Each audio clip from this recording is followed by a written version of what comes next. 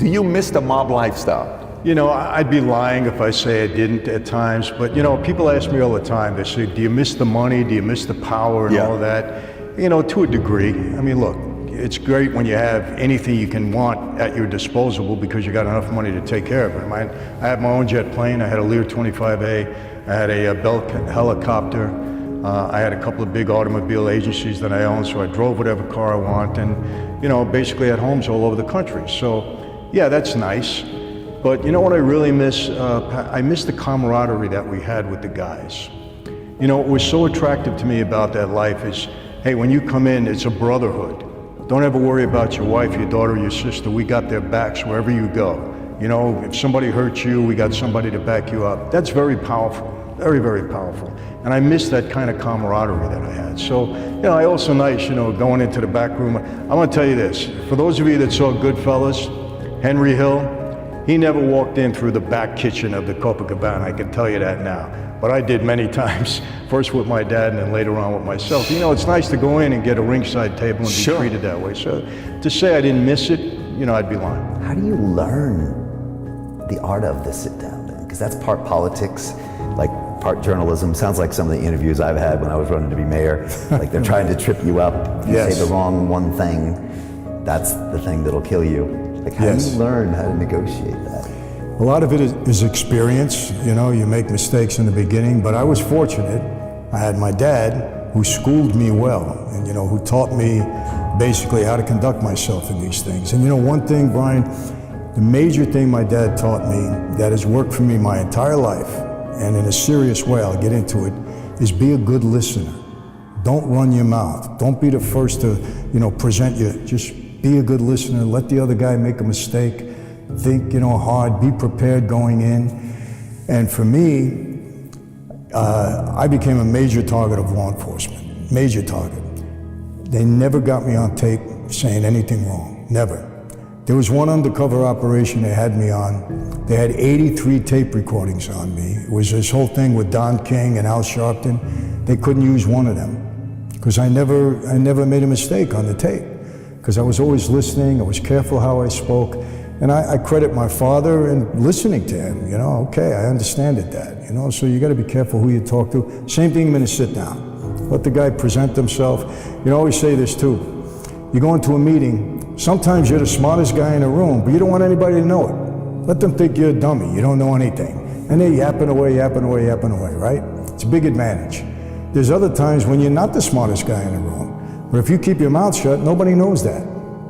They don't know it, so you let them talk, commit themselves. By the time they're finished, then you can become the smartest guy in the room because they told you everything, you know. Here's the thing, it's all about the media, it's all about entertainment. I mean, look, when The Godfather came out, guys on the street were acting different because it elevated the persona of guys on the street in a big way. I'm telling you, I witnessed it, I watched it.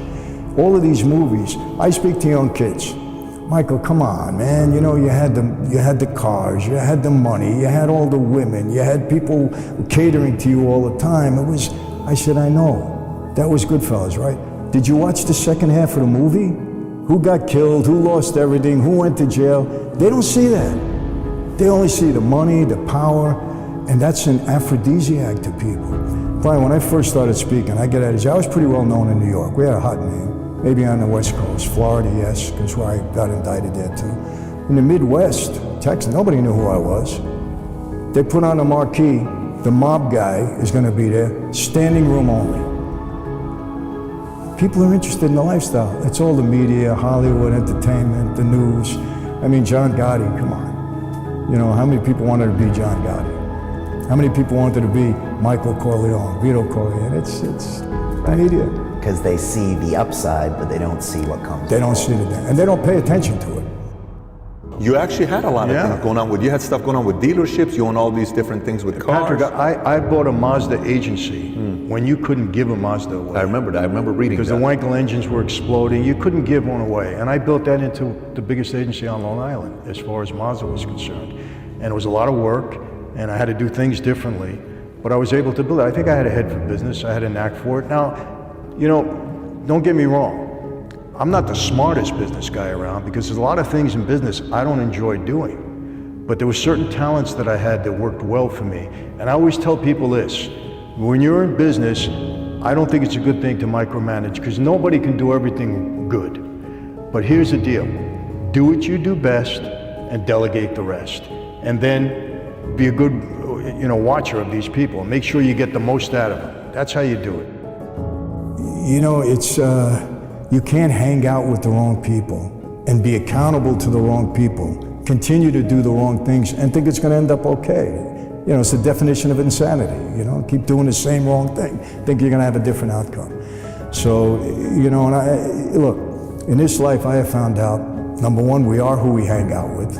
We're judged by the people we surround ourselves with and who we are accountable to. When I was on the street, I was accountable to my oath, to my boss. I was a criminal. Every day of my life on the street, I'm violating the laws of God and the laws of man, because that's who I was accountable to.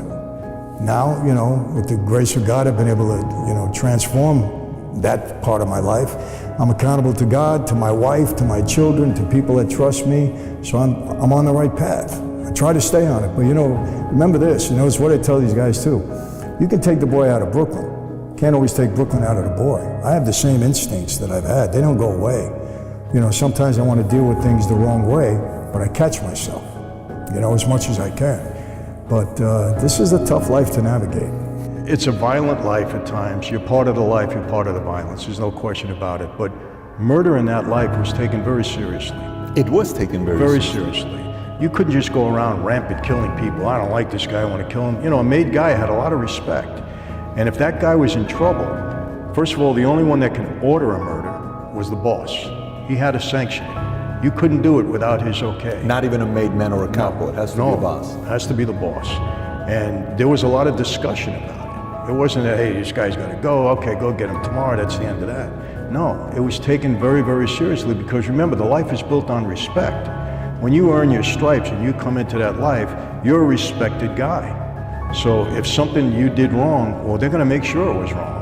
And then if you violate the oath, you know, you're going to pay the consequences. But it was something taken very seriously. You know, a lot of people think that we just went around and random killing people and killing that's what the people on movies the tell street. you, though. The That's movies what make it movies seem say. like that, yeah. I mean, I certainly didn't witness that in my lifestyle. You didn't witness that in your life? Not random stuff. Oh, like that, random, no. random. Yeah, it was taken very seriously. Would you live the life all over again? Now, because I'm a guy of faith now, and I've turned my life around, I can never go back to that because I know that I did a lot of things that I regret during that time. But take that away, would I want to go back and at least have that experience again? I'm being honest, and I might get ridiculed for this, but I think I might. To have the experience, because look, you know, I learned things in that life that were invaluable to me throughout my life. And if you take away the bad stuff and just put me back in that environment around my guys and some of the, I think I might, Patrick. And again, I hope I'm explaining this right, because You're going to have 50,000 young kids right now go become mobsters. No, no, no, You got to say the right way. I don't want that. Next thing you know, Valuetainment produced 22,000 new mobsters in the world. No. Let me make that clear. Let's give the disclaimer as well. Let me make that clear. I said it's an evil life. I said you're selfish if you put your family through that. You're going to end up in prison or dead, one of the two. Government's got it all. And it's morally wrong. I mean, there's no question about it. But look, there was some perks in that life, you know, that I enjoyed. I got to be honest with you. Now, the price you pay as a result of the short time that you're going to have those perks is terrible, because you're devastated for the rest of your life. So it doesn't make sense. I speak to a lot of young kids. I speak to gangbangers. I go into detention halls. I have an influence over them, obviously. And I tell them straight out, you're going to be in prison for the rest of your life, or you're going to die. It's one of the two things.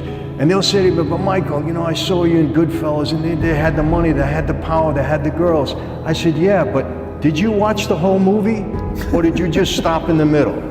I said, who got killed, who went to jail, who became an informant, whose wife left them, whose kids suffered?